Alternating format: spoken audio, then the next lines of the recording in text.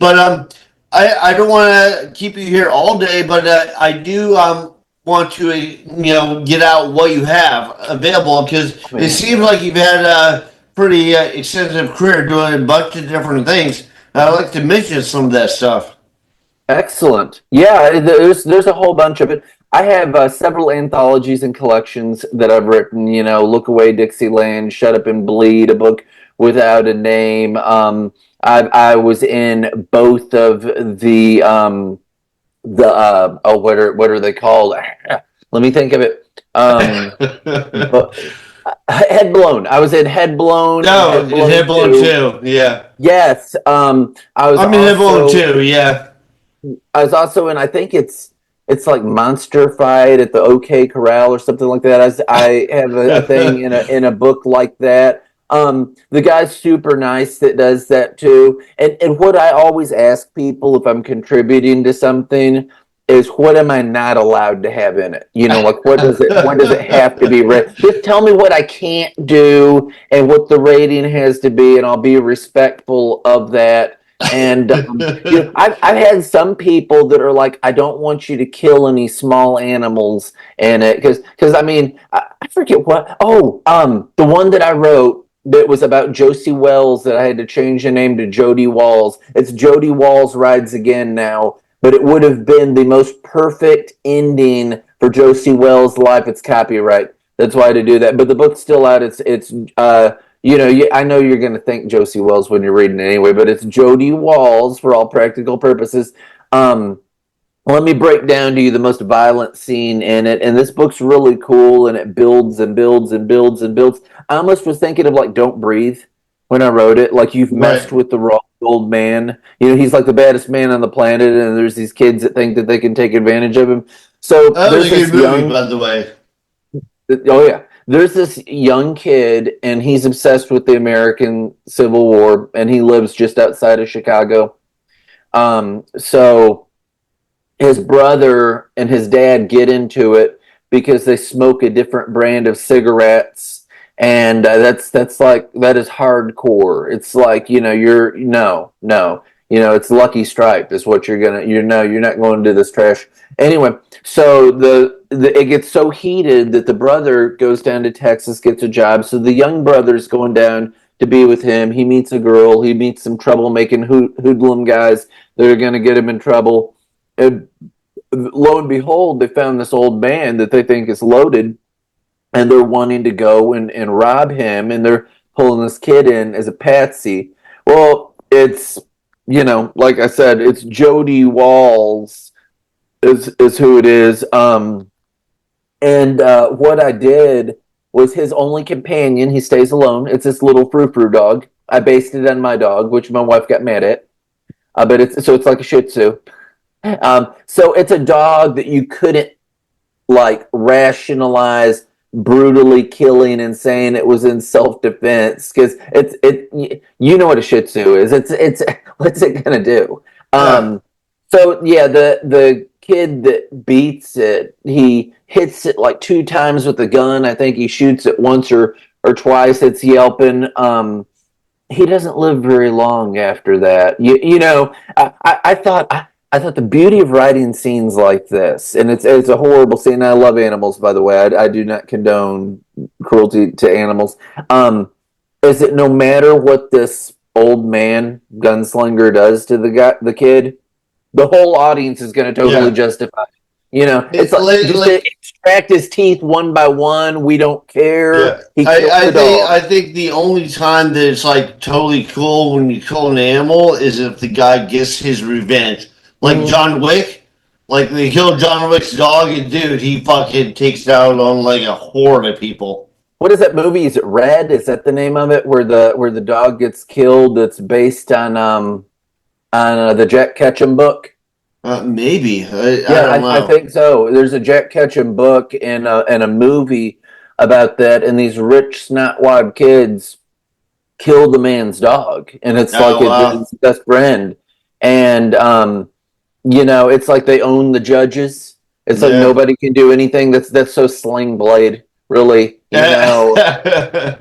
know, my daddy's friends with the sheriff, or I'm friends with the sheriff. Whatever. You can't do nothing to me. And so it's like, okay, well, game on then, sucker. What you gonna do with that sling blade? Yeah. But yeah, so I mean there's lots of cool stuff. But when I write stories, here's my deal. Because I've had people tell me, like other writers, they're like, man, you scare me with a lot of the stuff that I do. I think that the thing that's scary in real life is to feel defenseless, to feel like you have no recourse, like there's nothing that you can do. And whether it's set in the old west or whether it's modern, let's take like Halloween, Michael Myers. Um, like nobody's home. It's like you're going around a hospital and it's like it's empty. You're going around a neighborhood and like nobody's there, all the lights are off, and you got this freak that's after you, and it's like help me, help me, help me, help me. You feel so distant. If you have a place out in the middle of nowhere, where somebody was killing you, nobody would hear you scream or whatever. In space, no one can hear you scream. Whatever it is, that's scary. That's terrifying. That there's nothing you can do. My mother would say that when she watches horror movies, she's had this one nightmare where she'll get the gun and hold it on the bad guy, and the gun will fall apart. It's not that comedic, but it's about like that. It's what are you going to do in this situation? A Japanese horror does that a lot because you really can't win. You can just try and survive. That sort of thing. I've seen a lot of Japanese horror. Some of it's like really fucked up. Oh, man, it's good. Yeah. It's over the top, but that's cool. I heard about this one that they do like really dark stuff in Japanese horror, and when you go to some of these like horror booths at like flea markets, somebody's always seen something darker than you've seen. And there's this one where like all these soldiers or whatever have this woman and they're gonna like rape her, but she has Ebola. And but people start it's coming out both ends, and it just gets really nasty really quick. But all right, man. So, what do you have out now? And do you have like a way people can contact you, like a website? Oh man, yeah. So I'm on social media. That's it. I'm big on there. So, and again, I'm pushing the comic book thing, but I've got all the books out. They're all available. You can get my books, Barnes and Noble, whatever, all these books. You can go on Walmart and you can find me. Amazon's the easy place to see it all lumped together. If you type in B L Blankenship, the periods after initials. That's for Benjamin Lee, by the way. Just so people know, because I've had people stop me and ask me, what like Big Loser, like bad luck. What is BL? It's Benjamin Lee Blankenship. It's my real name, but just for marketing purposes, because that's a big thing. J.K. Rowling, whatever. I mean, you do initials. It works. It's easy. So yeah, it's all there. How many books you have out? A lot. I have a storybook. It's Chronicles of the Velveteen Preacher, The Dark City and World of Sin. It's the type of thing that you could sell at Hot Topic. It's very Tim Burton with Dr. Seuss-esque rhymes. I like both. Yeah. A guy that I had read it said that it reminded him of Stephen King and Ray Bradbury, but whatever. I mean, I'll take that as a compliment too. I like a number of King things, but yeah, it's good stuff. I've got a lot of different things, with my comics. So the first comic that I did, and I'll just say this here, and I'm thinking of putting it out for free. I don't care to email somebody a PDF or whatever of it, because I had to pull it because it's trademarked. Zorro Kills #1.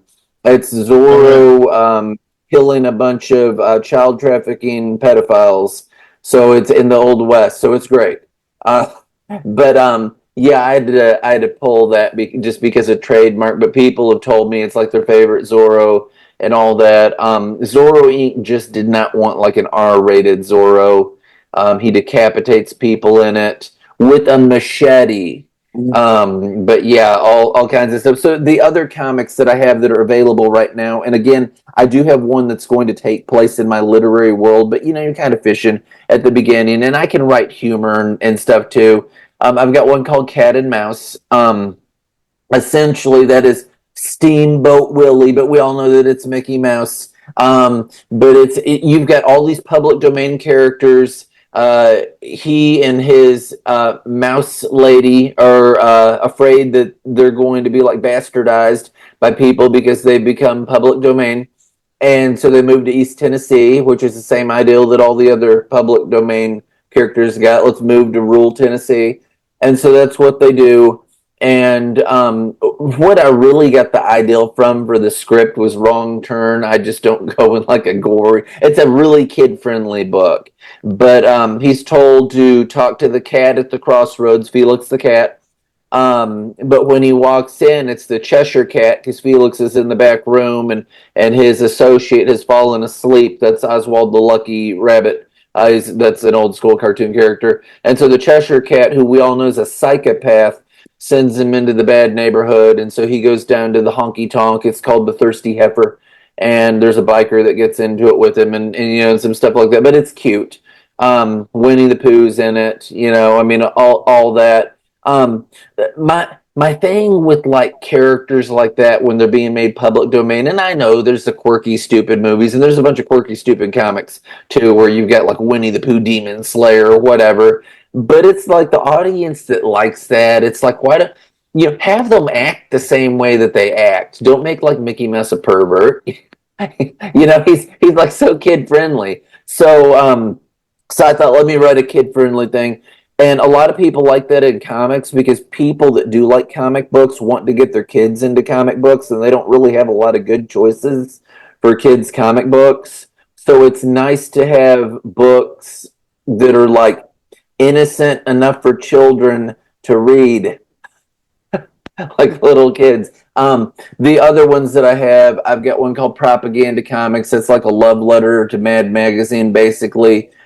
There are people in it that you will recognize or parodies of them, and it kind of rips off some DC stuff and all that. But if you think that anyone looks like a current president or a comedian that made fun of him with a severed head, or the former president that has Alzheimer's dementia, or the person that's over Facebook, or any of those other people, that is probably who they are intended to be, but those are not the names that are used in that book. So it's stupid and it's funny. And then the other one was actually financed by my dad. My dad, I'd worked in mental health, and that's when I realized that my dad had like bipolar syndrome because I always thought, what's his issue? And there were these people that were like robbing the company blind and like not ordering the people's meds. And I worked in this place with these people that had been institutionalized at a place in Knoxville. One of them had like burnt down a dentist office and everything. So varying degrees of concern. But the guy that was bipolar, that was off of his meds, and he acted totally normal when he was on them. He was real steady and stable. I was in the kitchen. I was basically like the housewife there that would give people their meds. That's where I learned to cook. They said, "Can you cook?" I said, "I can learn." And so I'm in the kitchen being totally normal. I'm opening cabinets. I'm getting stuff out. You'll leave the cabinet open because you're going to turn around and mess with it and all that anyway. And I turned around and the cabinet door was closed. And I'm like, that's weird. And then I turned and like all of them were open. I mean, it was like a paranormal experience or something, right? And then I turned around the other way and he's standing like 2 inches from my face and he's like, and I said, "Can I help you?" Called him by name. And he said, "I opened all of the cabinets to show you to stop leaving the cabinets open," which is such an insane argument thing, but it sounds exactly like my father. And I'm like, that's what's wrong with Dad. But yeah, that's how I diagnose that. Which that goes into me talking about like the FDA and big pharma and all that too. Because what do? They shoot you up with like 72 drugs when you're born. I don't think that it's necessary. I think that a lot of times we just believe the government and do stuff. I mean, I'm not even trying to get that into a big thing. But if it was necessary, why are the Amish and the Mennonites still alive? And I know you can say because they disassociate themselves with other people from other people for the most part. That is true, but still, I think that No, I know people love to like they give you a problem and they treat it with like something else is more of a problem.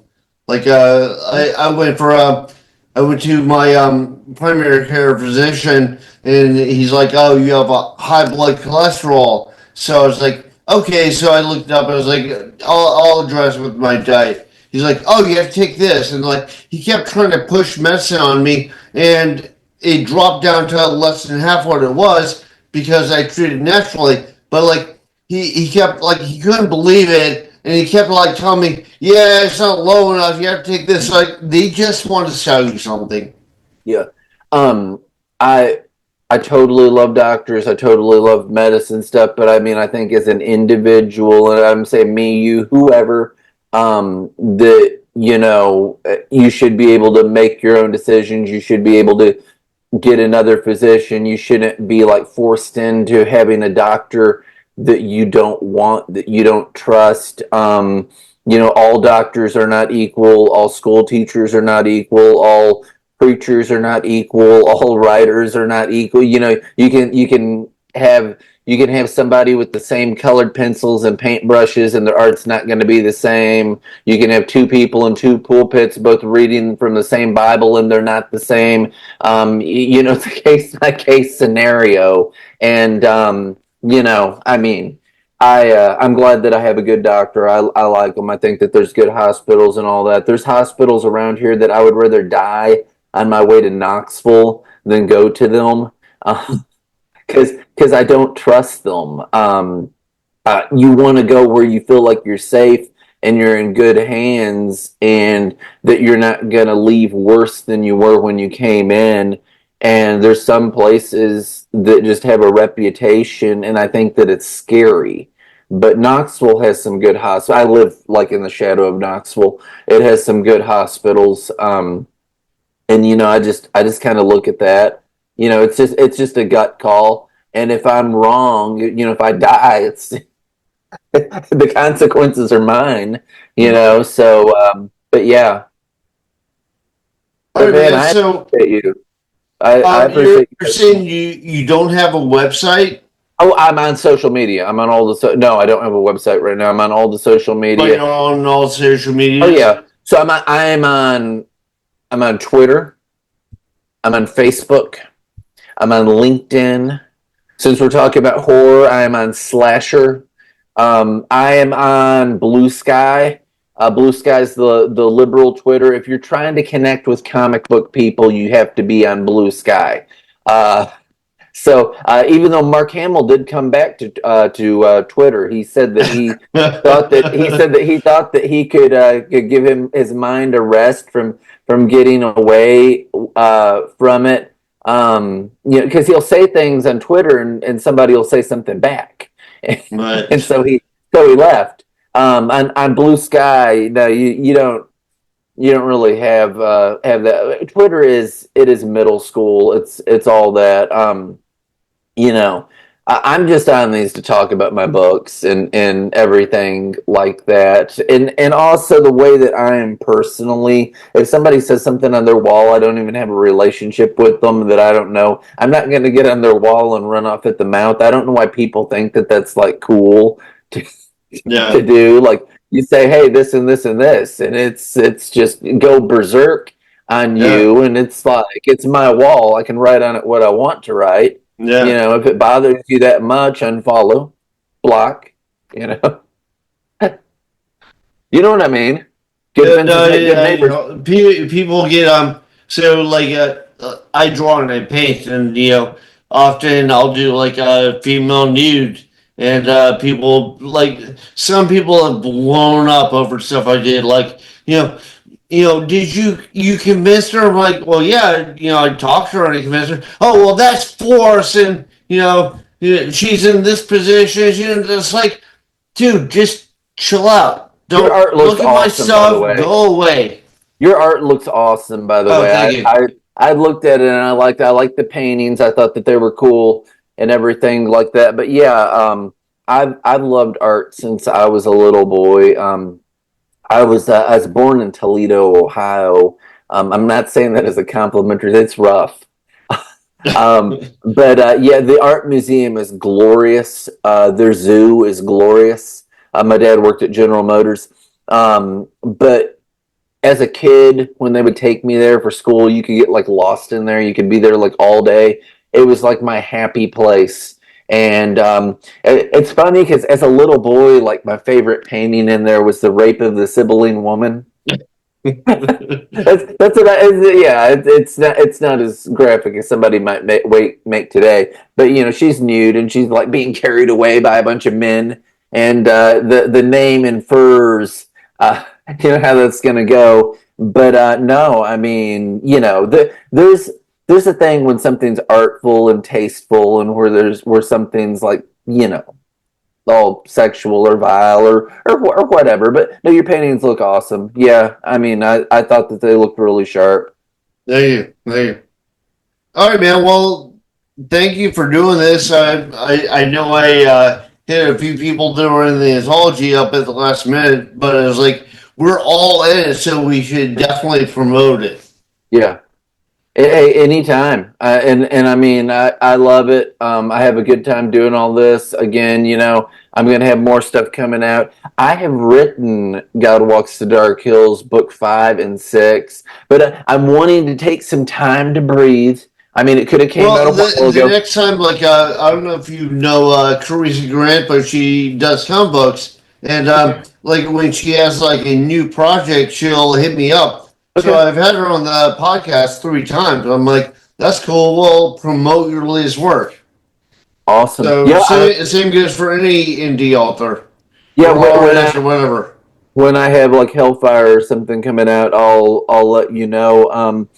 Here in like a month, I will have the first book, actually the first and the second, both of 5, and then there's an annual, so that's 6. That one's already done because it's a different author or artist doing it. I wrote them all, but they'll be print ready. So whereas I'll have the first 2, and then the last one of 6 print ready, I'm planning on pitching them to a Dark Horse and Image. Um, I don't know how it'll go. I'm not really sure. They're going to come out regardless, but I basically have to give them like a month or whatever to get back with you because way more people are contacting Dark Horse and Image than me. But I want to see what happens. I'm totally open with contacting other places. I would like it to be out in comic shops and all that, which is why I'm looking more like going traditional route. I'm not planning on these being like print on demand. My other ones are. That's the get my foot in the door. So you can order them off like whatever. They'll be printed and they'll be shipped to you. But I mean, these will be like, I'll use one of these, Kablam or whatever, Comics Wellspring or whatnot. Those are 2 printers, 2 different printers. There's many more, but I'll use something like that. And I mean, if I have like 250 or whatever printed out, I mean, I'll have them printed out, and after I go through a run or whatnot, I might have it come out again, but I'd change the cover art so it would be distinguishable that it was a second printing or whatever. But yeah, I'm excited about it. I think it's going to be like a masterpiece. I think it's going to be like a big hit. But what scares me about that is like in movies, like The Princess Bride. Do you know that like flopped in theaters? Yeah. I mean, So it's so old. Like I've seen it, but it's so yeah, old. I don't know the history. but it went out into theaters and it flopped. And there's other movies that are like, I mean, I think it's one of the best movies ever made. I love it. It's like a favorite of mine. It's a favorite of my wife's. I stumbled upon it on IFC when they showed it on TV, and I'm like, what is this? I absolutely love this. Same thing with Harold and Maude, even though that's not anywhere on the left. That's a really weird, freaky comedy that scarred my wife for life. The guy marries a woman old enough to be his No, grandma. I've seen it. Yeah, I saw But it I quite a love it. while ago. Yeah. Yeah, but yeah, Princess Bride. I think marketing is huge. It's not just like this is illustrated so well, this is written so well. I think marketing is big. I think that like Dark Knight Returns and The Watchmen, for example, if those books came out and if the two different people, Frank Miller and Alan Moore, that wrote those books, if they weren't such big mega stars in like comic books that like everybody was like waiting for their next thing to come out, they wouldn't have been as like earth-shakingly huge. Like they're still in print. They're like some of the biggest things in comics. Period.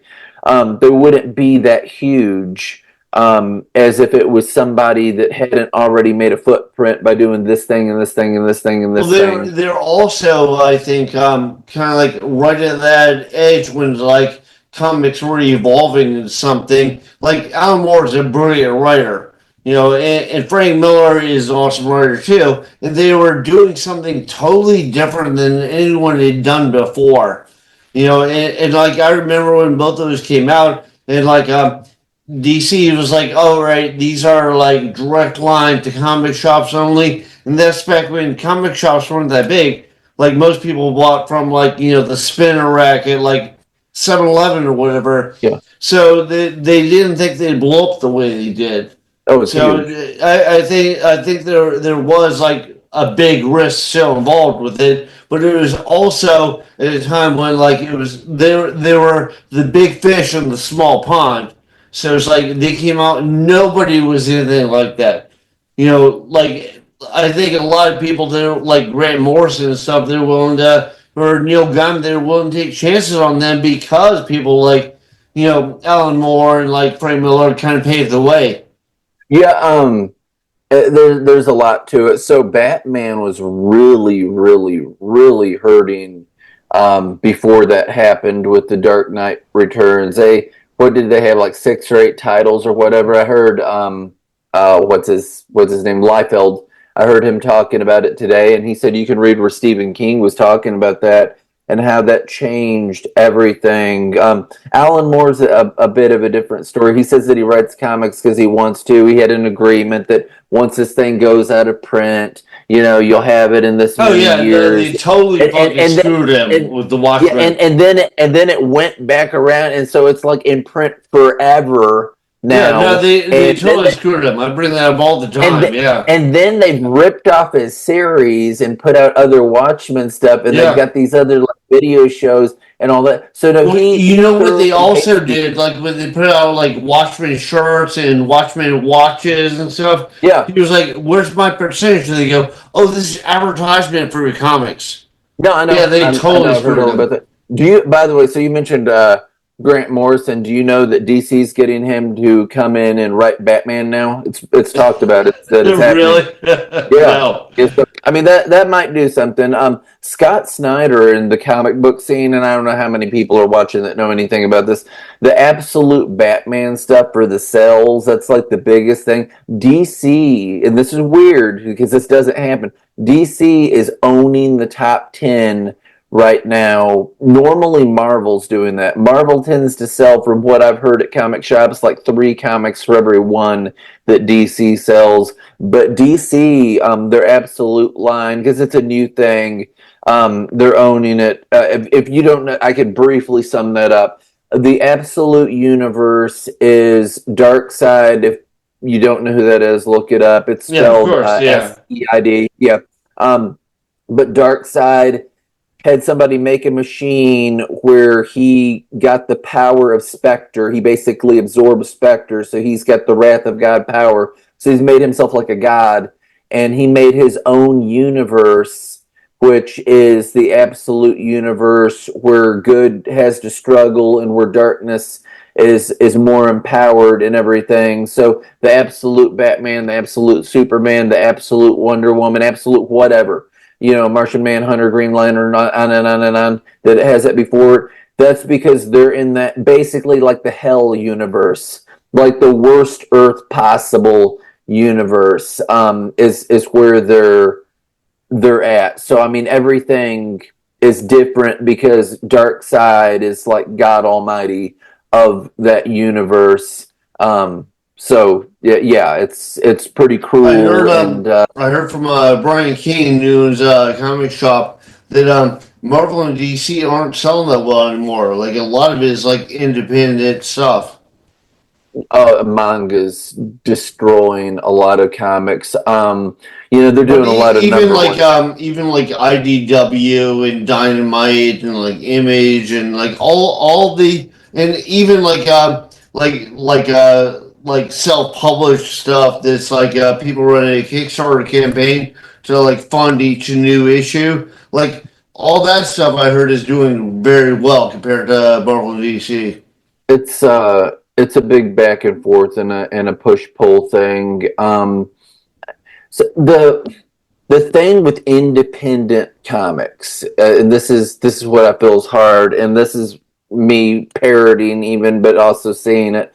The thing with independent comics is there's a lot of people that don't quote unquote read them, buy them, whatever, for the story, but they do it because they're invested in a YouTuber or a personality that puts them out. And I think it's great for people to be like dedicated or whatever, but there's certain I'm just not even going to name any of them, but there's certain individuals that they're kind of like celebrities on the internet, and they have a big social media following, whether it's over here, whether it's in this camp or whatnot. And you do have people that will like invest in that they will back them, that they'll support their stuff and get their stuff, and they're just like so vested that they just want that to win. And it maybe with some that it's about the story, but you do have people that just like tag on because it's like this is the cool guy, and all that. And it's there's a bunch to it. There's a whole lot. It In also seems like you're seeing a lot less of, like a lot more people doing the exact same thing, and a lot less like the people that like. For me, I always like the people that broke the boundaries, yeah. like the Mike Mignolas or the Bill CKOH or the Michael Kaluta, like all these people that have these amazing styles, and nobody does that stuff. Man, I'm not normal. The stuff that I do, um, most people in the indie sphere, when you hear about them doing comics, a whole lot of them are like superhero esque. I mean, Hellfire, superhero. I don't. His powers are supernatural. He comes back like as the vengeance of God. He's trying to kill the people who have killed him. I mean, he's like something out of a horror movie. He can go into an astral form. He can possess people. His hands are really hot. He can cause somebody to, if they're close, to combust into flames, and burn to death. I mean, he can heal if he's like shot up or stabbed or whatever, but it kind of exhausts him, and he has to sleep to recharge. It's almost like Crow esque. But yeah, so I mean, it's not like a normal take on somebody with like a cape and tights. And like superhero characters that I've liked or whatever in comic books. I mean, I used to love the old Hulk, Incredible Hulk series, with Bill Bixby and Lou Ferrigno Yeah, and all yeah. that. All that. He doesn't want to be that way. He's a monster, essentially. But he's saving people and he's doing good stuff. But he doesn't want to be that way, and that's what makes the character like you kind of like that he's like this outcast kind of thing. I mean, I just have different tastes and stuff like that, so it's not as fantastical. I like more real world stuff, and they have did that in comics. It's just not part of like a main canon. If you were to take like Green Arrow and what is it, the longbow, whatever they call it, the stuff with that. They had him in real life, like Seattle, and it was this dark, gritty, type story stuff. So you don't have like people running around in supervillain costumes and all that. You have like, what if you had a real dude and he had like a bow and arrow, and and you just had like a bunch of bikers trying to rape this woman or whatever, and he's got a bow and arrow. Right. And blue, and I mean that's pin the guy's jacket to the wall, shoot the other one in the throat, whatever. I mean that's kind of awesome. But you don't get a lot of that. You would if I was writing them. Yeah. Yeah, the thing that made me like the Batman the movie, which I love, by the way, and I love the Penguin series too that came out on Well, Netflix. which Batman? 'Cause there have been a whole bunch The of different. the Batman with the Twilight Vampire boy. Even though I have some issues with his portrayal as Bruce Wayne, and I could talk about the choreography and the fights You and mean issues the that I new have. one? The newest one, yes. Yeah. I when somebody told me another horror writer, C. Derek Miller, if you're wondering, though he doesn't call himself that anymore, but when he told me, he said it's like seven. I'm like, you have sold me. I missed the movie when you said it's like seven, and no, it totally gives those kind of vibes, and I liked it. So here's what I would have did different, and I don't think that he portrays Bruce Wayne the way that Bruce Wayne would have been, because Bruce Wayne puts on a front and he's like this big playboy. He's like Hugh Hefner, He's like this, all showy and with the women and all that. It doesn't matter how he feels inside. He is a persona that he puts off. So as far as the Batman like fighting stuff goes, Batman's a dude that knows like 200 different martial art styles. So Batman was standing in front of you, and if he said take your best shot, you couldn't hit him if you tried. He would get you, and he would spin you around, and he'd twist your arm, and there'd be a crack and a pop, and hyperextend your elbow, and you know what I mean, and like start doing small joint manipulation, and just I mean, you'd be down and out. He'd be doing all the Krav Maga and all that type of stuff, just Yeah, like well, bam, I mean, like real martial that's arts. mostly Aikido, yeah. Like Yeah, joint manipulation like that, oh, yeah. yeah. But I mean, he knows like 200 different martial arts. He would be doing the stuff that's not sports martial arts. And so it wouldn't be a keto because that's a sports one. He'd be doing a ki jitsu, which is the combat one. But he would be doing things that would immobilize people like fast, whether it was unconscious or I don't. He doesn't really kill people. So if somebody broke some bones or had to go to the hospital, whatever, but he would be making it where people wouldn't be putting up a fight and taking them out. They did good with that in Batman Begins. Even though that was very comic booky, but you just don't question it because it's Batman, and like the bat thing grabs somebody and it jerks them back into the shadows, and they're just not like there anymore. They've been like knocked out somewhere. They get like hoisted up by one of the bat hook things or whatnot. But I mean, that's Batman. He's just like dropping people. He's essentially a ninja. Um, so I didn't like all the, and he's like boxing, he's like taking a hit, taking a hit, taking a hit, and then he'll hit them, and then they'll hit him, and they're trading punches. That's not the way that I see Batman fighting, or at least a normal person. What You was know, that that's name? it's Where they're like boxing. You're saying yeah, that was in the new Batman? yeah. When in the Iceberg Lounge, when he goes into there, he's like fighting the bouncer guys, and it's like a whole lot of that. Not even a bunch of kicking. He's got more of the Frank Miller like heavy duty boots. Okay.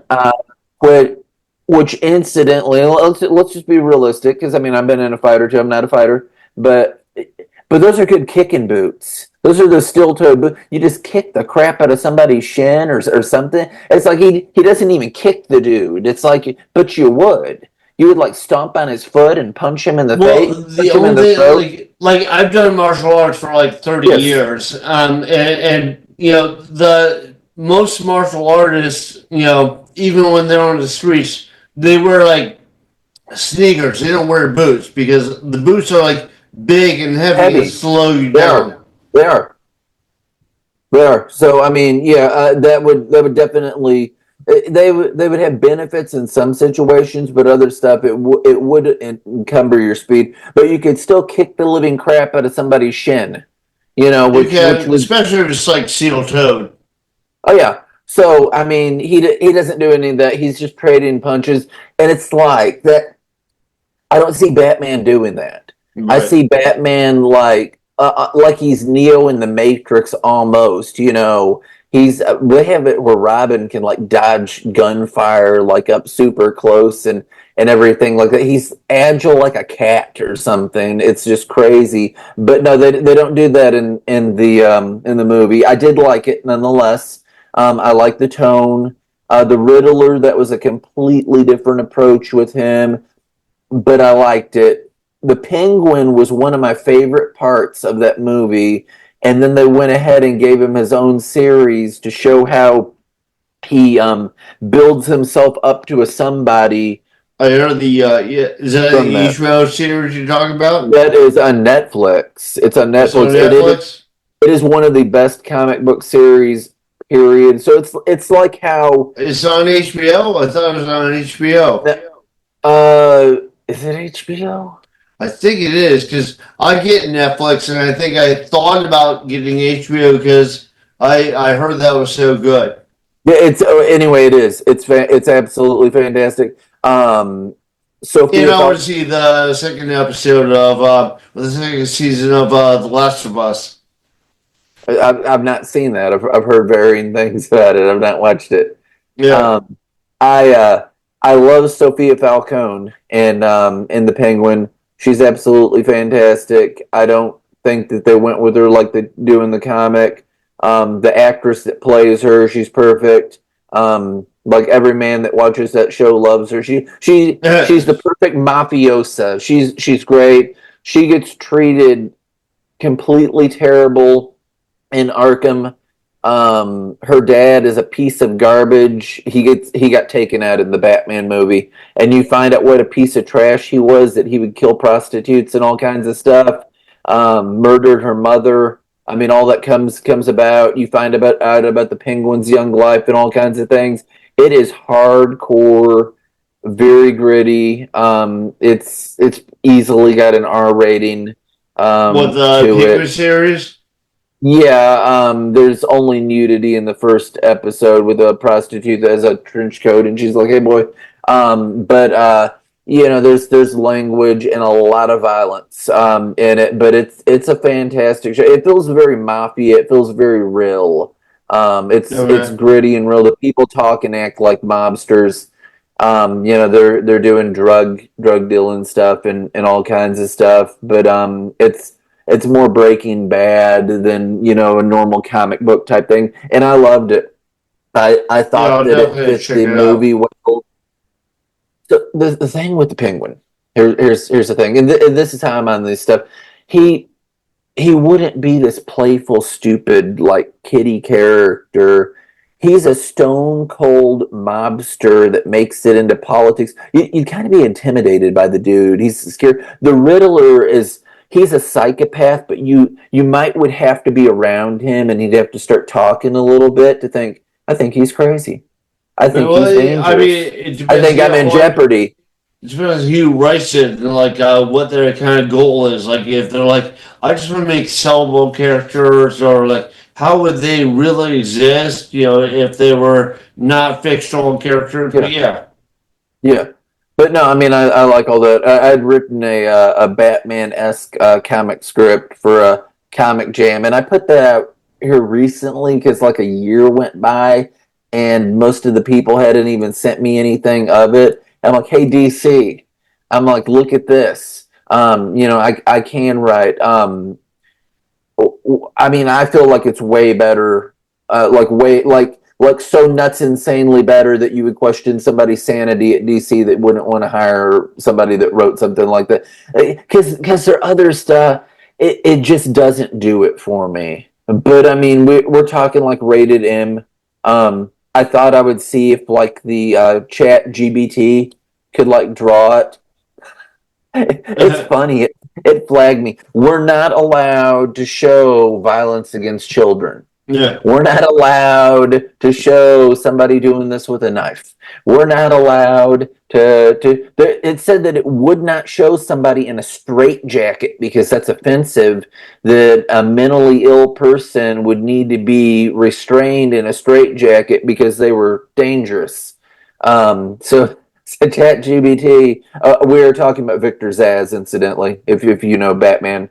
So they would not have Victor Zsasz, the guy that's a serial murderer that cuts himself and makes like the 5 slashes all over his body for everybody he kills because they're all a bunch of zombies, and that's his the way he sees life. They're all a bunch of zombies, and I was freeing them. Hmm. Um, but yeah, so they wouldn't do that. But no, I had Harley Quinn and a bunch of characters in it, and Harleen Quinzel's, she's a psychologist, and she's seeing the way that old school Harley Quinn looks like, talking to her in a mirror and having hallucinations and stuff. I mean, it's good stuff. But yeah, it follows the villains. You don't have Batman show up in it. If I had several of them going, I would have him do that, but he would almost be like a stalking presence, like Predator or whatever. If I went ahead and did that, because I don't think Batman's made scary enough. When you had the first, like Michael Keaton, when you had that Batman movie, the way that it came out, I liked it, and they're talking about this guy that dresses up like a bat, and I hear he doesn't bleed, and and somebody fell off a building, but all their blood was in a fountain, and just all these horror stories of how he is, and they see him and they go to shooting him, and he's got his body armor on, and so he's fine, he's still standing there, and the people are just more and more freaked out. He's like this ghoul or this wraith or something to them, and I mean that's awesome. A Batman that people are afraid of. I mean, which is the entire point, that he wears the get up, so they'll be afraid of him. And they did that well in the Batman. They have this big narrative at the first of it, and they've got this guy talking about this Batman person, and they don't even call him that, but he's like gonna steal something from this lady, and he like looks in this dark alley, and it's just like pitch blackness, and he's afraid that any of these dark shadowy corners that this guy is watching, and he's gonna come out and get him, and it keeps showing stuff like that happening, and finally in the subway he gets in a big fight with a bunch of guys. But it's an awesome opening. It's Halloween. You've got people dressed up in masks and all walking around Gotham City, and they're talking about how afraid they are of him. And I mean, I liked it. I thought it was great. There's a bunch of talk about the second movie. I don't know what's going on with it one way or the other. I'm really, really, really looking forward to it. Pass that on to James Gunn. I'm rooting for James Gunn. I think people are giving him a really hard time. I don't know how the Superman movie is going to be, but I mean, regardless, I'm like all in for the Batman 2 movie. That's the one that I'm wanting to see. I love their other I only stuff saw for like it. 15 minutes of the other one, and I was like, oh, it's like an emo Batman. Um, Yeah, but I yeah. mean, if I don't more like when goes he's on Bruce later Wayne. on, I might check it out again. It has enough stuff that I liked it. So I mean, yeah, you could nitpick it. You could have somebody get on and say, well, they race swapped Jim Gordon. He's a black guy. He's still got an awesome mustache. They race swapped Catwoman. They did. The guy that I plays mean, Bruce that Wayne that sucks didn't as bother Bruce me. Wayne. Yeah, Yeah, but the characters still acted exactly the way that Catwoman and yeah. Jim Gordon did. They made a good Catwoman, Jim Gordon. But yeah, it was like whatever. DC and Marvel both do so many like other world stuff, which it's weird because it's kind of lazy. Because you kind of give them a pass because of it, but it destroys continuity. But let's not have too much of a crossover between comics and movies, even though you kind of should and kind of do continuity. But if you were to talk about like the modern Batman comics and you were to talk about the Batman movie and the Penguin series, hands down 100%, fire all your writers that disagree. I prefer the Batman and the Penguin so much more that I could heap the other stuff up and I could burn it and dance around it and keep the movies. I like it that much more. It's that much impeccably better. I'm not saying every story, because they'll put out a story here or there, but I mean, I loved it that much more. Certainly, they probably need to have different iterations of Batman, as something like the Batman and the Penguin wouldn't be age appropriate for all ages. That's more grown up than the other stuff. Again, I said you could totally have it rated R, but I liked it. I felt like you've got the young comic readers and the girl, and you want it to be more realistic and gritty and all that. Do that. If I was writing a screenplay and they said, "Man, we love you. You're brilliant. Whatever. Write a screenplay." I mean, I would think of having like the Mad Hatter or something as the villain. You totally get what the Mad Hatter does. That he's obsessed with the girl Alice, and he's constantly trying to get a young girl. Everybody take that as perverted as that can be, because I totally mean it that way. That's the way that it is. And he hypnotizes people to do horrible things. He is a psychopath. That would be a fantastic dark, gritty character, and you don't have him as a super-powered freak.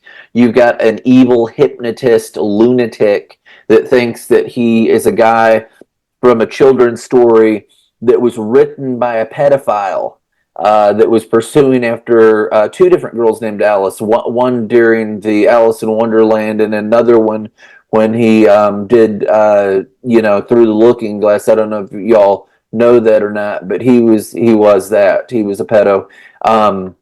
And he was after this girl. It was like considered a normal thing. They'd call people like an uncle or whatever, just a nice old man. But he wasn't just a nice old man,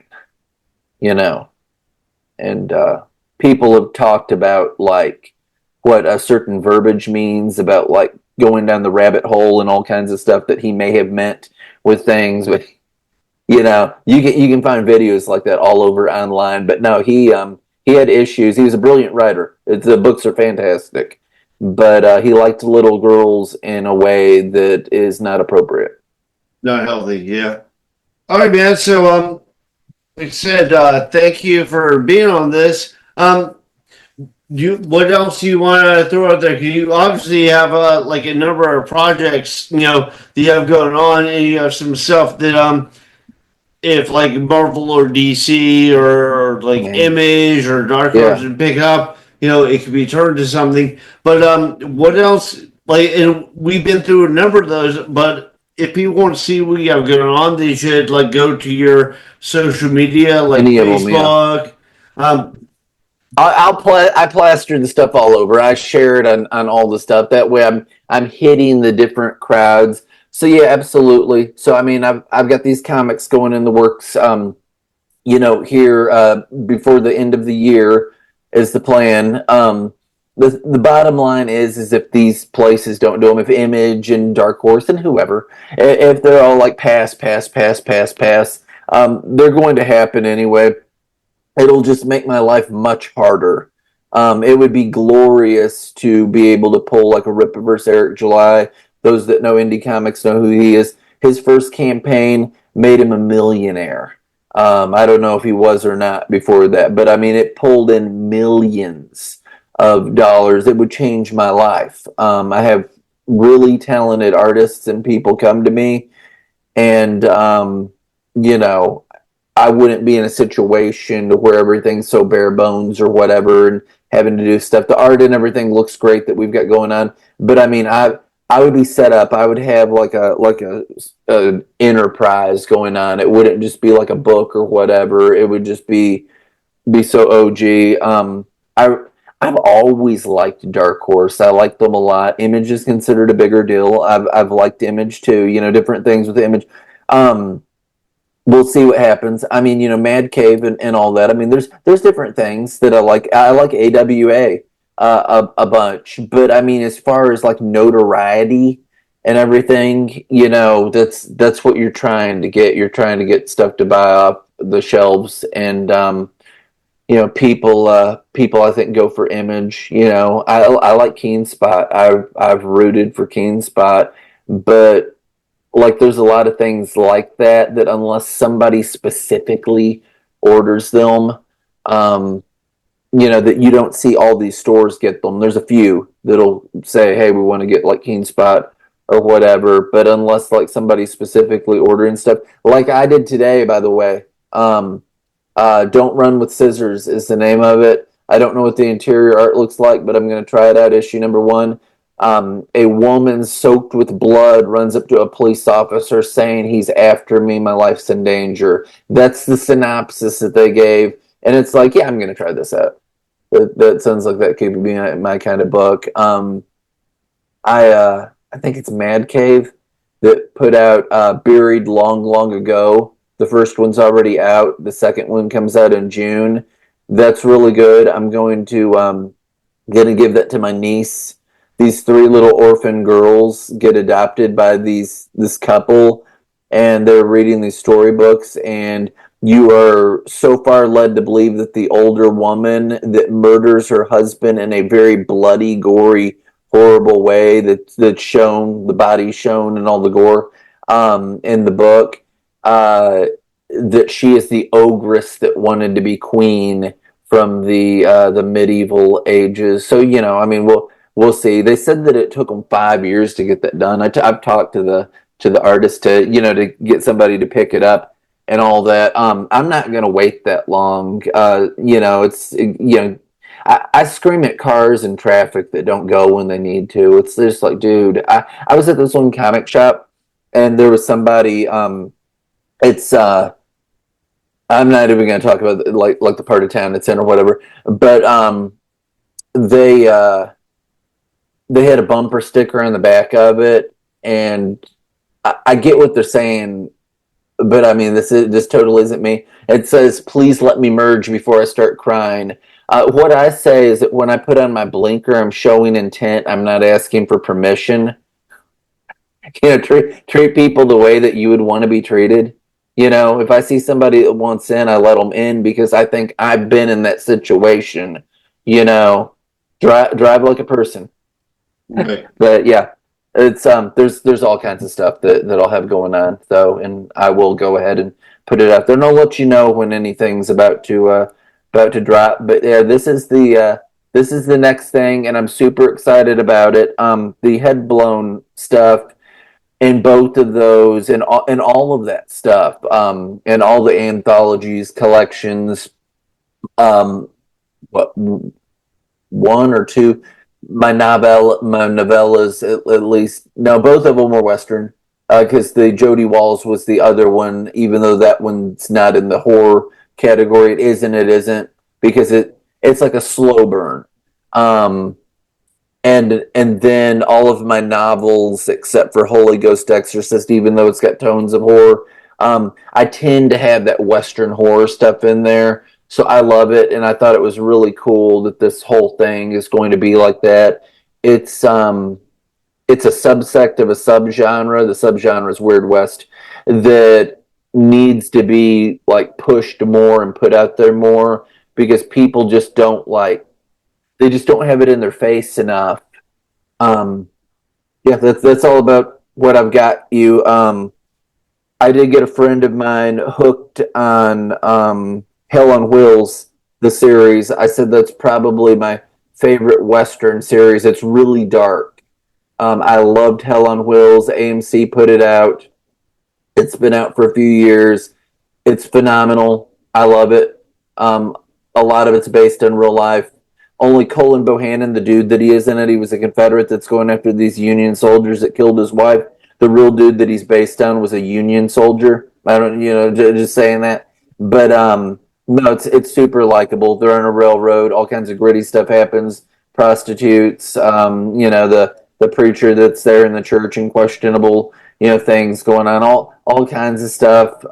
There's a few villains and psychopaths. When they start going west, you start getting into the Mormon stuff, that's a huge 1800s thing. I dealt with that in my God Walks the Dark Hills. Real briefly, God Walks the Dark Hills, the first book, I start with this main character where he was born in Africa. He goes to slavery.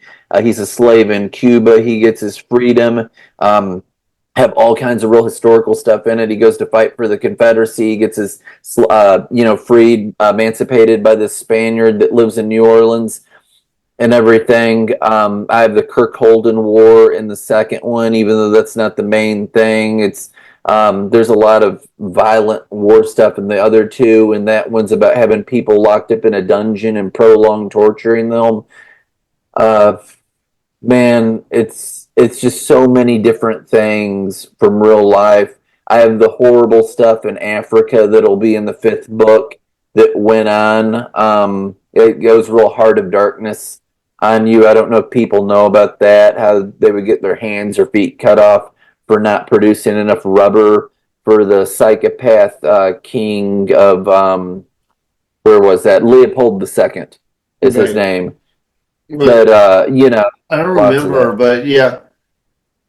But so all this stuff is available on Amazon. Yeah. Do you have an author page on Amazon? What's that? Do you have an author Yes. page? Yes, absolutely. B L Blankenship. And I can send you all of that so you can have it written below and stuff. Yeah. Yeah, send me all that stuff and we'll definitely put it up. But yeah, again, thank you very much for doing this. Thank you. And I'll put everything up. Just send it to me. Right on. All right, thanks, man. Thank you so much.